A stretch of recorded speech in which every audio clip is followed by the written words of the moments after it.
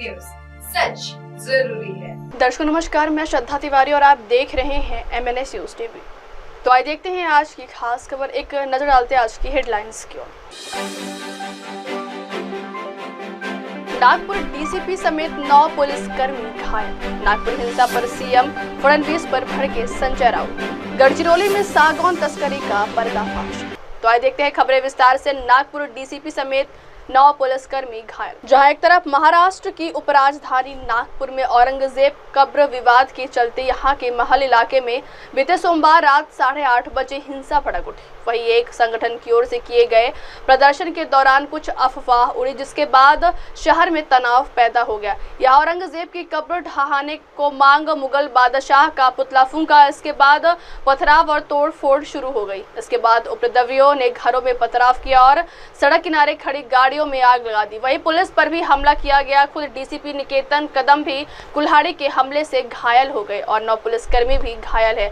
स्थिति नियंत्रित करने के लिए आंसू गैस के गोले छोड़े गए और 55 से ज्यादा लोगों को हिरासत में लिया गया। अगली खबर, नागपुर हिंसा पर सीएम फडणवीस पर भड़के संजय राउत। महाराष्ट्र के नागपुर में औरंगजेब की कब्र को लेकर हुई हिंसक झड़प में अब राजनीतिक आरोप प्रत्यारोप का दौर शुरू हो चुका है। पहले AIMIM और शिवसेना UBT ने सरकार पर हमला बोला है। शिवसेना नेता संजय राउत का बयान भी सामने आया है। उन्होंने बीजेपी और मुख्यमंत्री देवेंद्र फडणवीस पर जमकर निशाना साधा है। नागपुर हिंसा पर शिवसेना नेता संजय राउत ने कहा कि नागपुर में हिंसा होने का कोई कारण नहीं है। वह जगह है जहां RSS का मुख्यालय है। यह देवेंद्र फडणवीस का निर्वाचन क्षेत्र भी है। वहां हिंसा फैलने की हिम्मत कौन कर सकता है? हिंदुओं को डराने, अपने ही लोगों से उन पर हमला करवाने और फिर उन्हें भड़काकर दंगों में शामिल करने का यह एक नया पैटर्न है। वही बाबरी मस्जिद की भी जिक्र किया। क्या हो गया? कल नागपुर में हिंसा हुई, 20 से अधिक। नागपुर में हिंसा होने का कारण नहीं है। नागपुर RSS का गढ़ है। RSS का हेडक्वार्टर मुख्यालय नागपुर में है। वहाँ मोहनराव भागवत जी बैठते हैं। पूरा हिंदुत्व का प्रखर हिंदुत्व का कुंबा वहाँ बैठते हैं। वहाँ देवेंद्र जी का चुनाव क्षेत्र है। वहाँ दंगे कौन कह रहेगा कि उसकी हिम्मत है? गृह मंत्री देवेंद्र फडणवीस जी है, मुख्यमंत्री देवेंद्र जी है। वहाँ भारतीय जनता पार्टी के प्रदेशाध्यक्ष बावनकुळे नागपुर से है और 4 मंत्री आसपास है। कोई हिम्मत कर सकता है? उनकी गैंग होगी, उनके लोग होंगे दंगा कराने वाले। ये एक नया पैटर्न है हिंदुओं को डराने का, हिंदुओं के ऊपर अपने लोगों से हमला करवाने का, फिर हिंदुओं को भड़काने का और दंगा में उसको लाना है।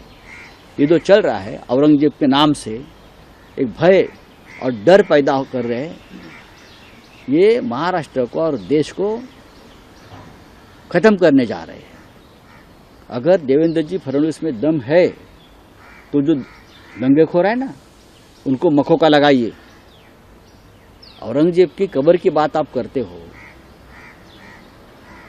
क्यों उखाड़ने की बात करते हो आप? हम क्या कर सेवा करेंगे?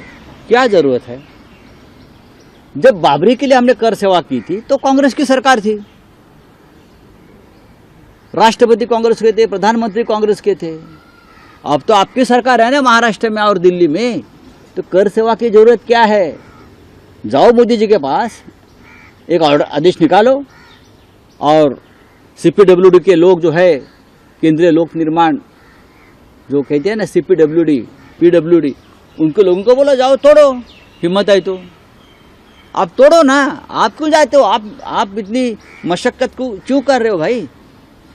मोदी जी को कहिए, नड्डा जी को कहिए, देवेंद्र जी को कहिए, सरकार आपकी है, RSS की है, विश्व हिंदू परिषद की है, बजरंग दल वालों की है, तो ये दंगे फसाद क्यों करते हो और लोगों को क्यों तकलीफ दे रहे हो?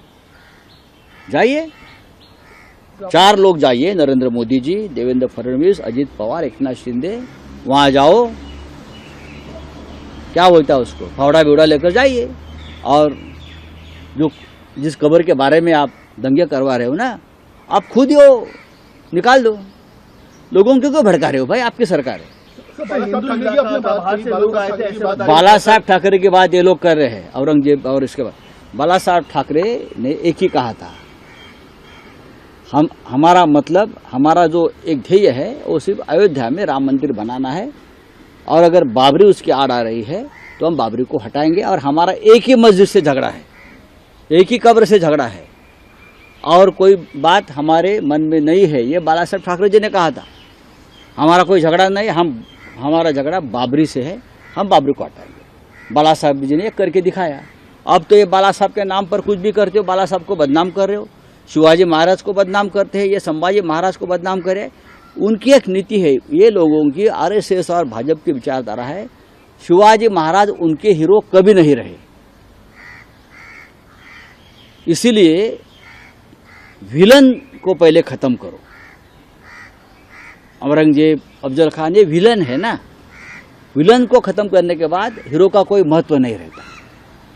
तो हीरो को खत्म करने की साजिश है। Thank you. अगली खबर, गढ़चिरौली में सागौन तस्करी का पर्दाफाश। गढ़चिरौली जिले के आखिरी छोर पर बसी तथा आदिवासी बहुल कुर्ची तहसील में पिछले अनेक वर्षों से सागौन तस्करी का सिलसिला शुरू हो चुका है। सागौन तस्करों ने अब तक करोड़ों रुपए के माल की तस्करी कर जंगल को साफ किया।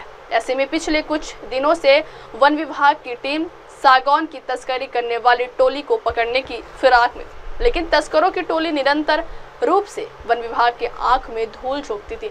विशेषतः पिछले कुछ दिनों से कुर्ची तहसील के जंगल में पुष्पा स्टाइल में सागौन की तस्करी हो रही थी। इसी बीच तहसील के बितकाठी जंगल में गश्त कर रहे वन विभाग की टीम को सागौन तस्करी होने की गोपनीय जानकारी मिली, जिससे रात के समय वन अधिकारी व कर्मचारियों ने जाल बिछाकर करीब 12 बजे छापामार कार्रवाई की। कार्रवाई के दौरान ट्रैक्टर में सागौन की लट्ठे भरने वाले 4 तस्कर अंधेरे का लाभ उठाए हुए फरार हो गए, लेकिन एक तस्कर को गिरफ्तार करने में वन विभाग को सफलता मिली। गिरफ्तार किए गए सागौन तस्कर का नाम तहसील के कुमकोट निवासी सुरेश रामलाल होली और उसके खिलाफ वन कानून के तहत मामला दर्ज किया गया। अब वक्त हो चल दर्शकों ब्रेक का। ब्रेक से लौटेंगे बाद देखिएगा देश और दुनिया की तमाम बड़ी खबरें। बने रहिए MNS न्यूज़ टीवी पर। नमस्कार। Hi, this is Abhijit Sawant and you are watching MNS News. आप देख रहे हैं MNS न्यूज़।